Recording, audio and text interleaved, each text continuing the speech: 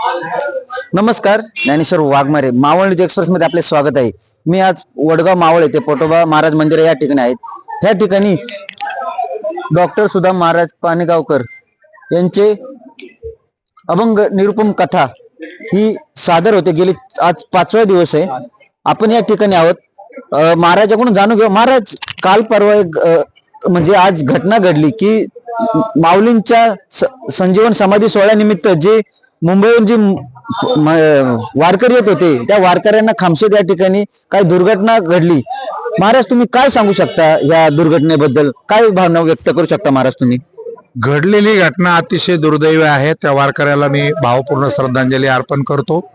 पण पुढच्या काळामध्ये वारकऱ्यावरती असे कुठल्याच प्रकारचे आघात होऊ नये म्हणून आळंदी पंढरीकडे जाणाऱ्या सर्व मार्गावरती सरकार मायबापाने स्वतंत्र दिंडीचे मार्ग निर्माण करावेत एवढीच अपेक्षा आहे।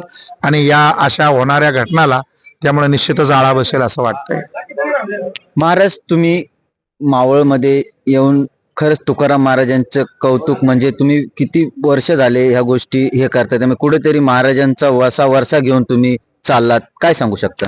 नाही, मावळमध्ये येणं म्हणजे प्रत्यक्ष छत्रपती शिवाजी महाराजांच्या आणि जगद्गुरु तुकोबारायांच्या पदस्पर्शाने पावन झालेली भूमी आहे। इथल्या कानाकानामध्ये भूमीमध्ये एक ऊर्जा आहे, एक शक्ती आहे।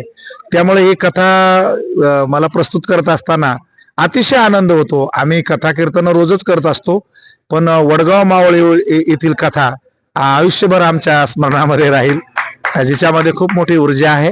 आणि मावळमध्ये ऊर्जा आहेच आहे। इथल्या मावळ्यांना तुकोबारायांच्या आणि ज्ञानोबारायांच्या विचाराने जीवन मार्गक्रमण करणारा ही एक मोठी शक्ती म्हणून ही देणगी आहे तुकोबांची हृदयस्पंदने। आणि तुम्ही वडगाव मावळ या ठिकाणी संत तुकाराम महाराजांची हृदयस्पंदने खरंच अतिशय सुंदर तुम्ही भावना व्यक्त केल्या, तुमच्या म्हणजे ज्या जगापर्यंत पोहोचवल्या आणि ह्या ज्या कानाकोपऱ्यापर्यंत पण अजून गेल्या पाहिजे। आणि पोटोबा महाराज हे मंदिर वडगाव या ऐतिहासिक मंदिराबद्दल काय सांगू शकता? नाही, संपूर्ण चराचर सृष्टीला समय काल म्हणून ज्यांचं रूप आहे ते श्री काळ भैरवनाथ आहे।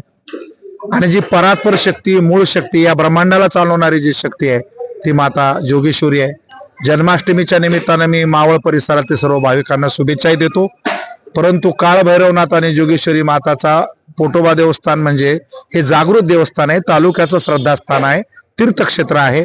इथे मनाचे सर्व संकल्प पूर्ण होतात। त्यामुळे आम्हालाही सेवा करण्याचं भाग्य लागलं आणि या ऐतिहासिक नगरीमध्ये श्री भैरवनाथांची आणि जोगेश्वरींची सेवा म्हणजे आमच्या आयुष्याचं सार्थक आहे असं आम्ही मानतो।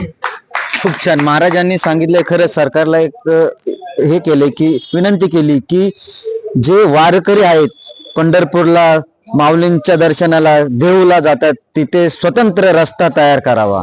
महाराज, काय सांगू शकता याबद्दल? नाही, नक्कीच काय झालंय की वाढत्या बदलत्या काळामुळे सेकंदाला वाहनं जात आहेत आणि जी लोक धर्माचं काम करतायत, समाजाला दिशा देत आहेत, अशा लोकांसाठी सरकारने वारीचा मार्ग हा स्वतंत्र केला पाहिजे। त्यामुळे मार्ग स्वतंत्रच मिळावा अशी मागणी मागित राहील। मी सर्व वारकऱ्यांना उद्या आळंद देते ते सांगणार आहे की आमचे मार्ग तुम्ही वेगळे करून द्या। खूप छान महाराज, तुम्ही वारकऱ्यांसाठी हा धोरण अवलंबलं।